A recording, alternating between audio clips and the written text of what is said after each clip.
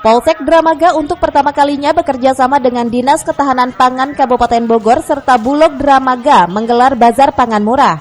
Bahan pangan seperti telur, daging, bawang merah, minyak goreng, serta beras Bulog 5 kg dijual dengan harga lebih murah dibandingkan dengan harga pasaran.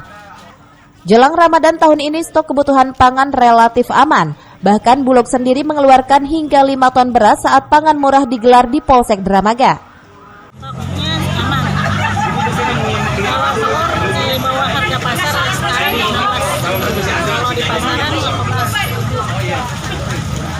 Kegiatan 26 salah 26 yang kita jual.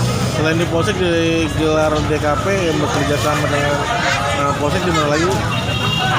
Kalau Dinas Ketahanan Pangan kami bekerja sama dengan sebelum kemarin sih PT Panjenengan, Bulog, yang sebelumnya kita udah melaksanakan di 5 lokasi.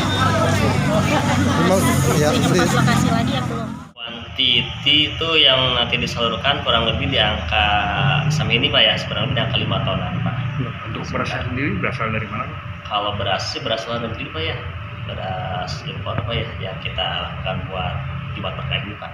Untuk harga sendiri berapa? Untuk harga sendiri kalau di kita kan Pak, kalau di bazar kan 85 Pak ya per kilo Pak ya.